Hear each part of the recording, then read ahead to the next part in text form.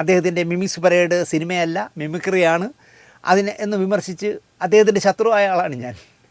പക്ഷേ അദ്ദേഹത്തിൻ്റെ മിമിക്സ് പരേഡിനെ വിമർശിക്കുമ്പോൾ അദ്ദേഹം ചെയ്ത പൈതൃകത്തെക്കുറിച്ചോ കുടുംബസമേതത്തെക്കുറിച്ചോ ഒരു വെളിപ്പാടകലയെക്കുറിച്ചോ ഞാൻ സംസാരിച്ചിട്ടില്ല.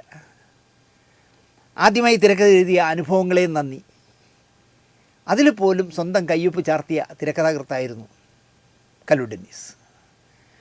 104 സിനിമകൾക്കോ മറ്റോ അദ്ദേഹം തിരക്കഥ എഴുതിയിട്ടുണ്ട്. എൻ്റെ ഗുരുനാഥനായ ജേസി സാറിൻ്റെ ഒരു വെളിപ്പാടകലെ എന്ന് പറഞ്ഞ എം ജി സോമനും സുജാതയും വേണുനാഗോളിയും അഭിനയിച്ച മനോഹരമായ സിനിമ ഇപ്പോഴും റീമേക്ക് ചെയ്യാവുന്ന റീപ്രൊഡ്യൂസ് ചെയ്യാവുന്ന സബ്ജക്റ്റാണ്.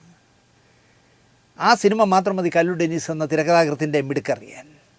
ഒരു കുടക്കഴിയിൽ, പൈതൃകം, കുടുംബസമേതം, പറഞ്ഞു തീരാത്ത വിശേഷങ്ങൾ, തൂവൽ സ്പർശം, ജനുവരി ഒരു ഓർമ്മ, എത്രയോ നല്ല സിനിമകൾക്ക് കല്ലു ഡെന്നീസ് തിരക്കഥ എഴുതി.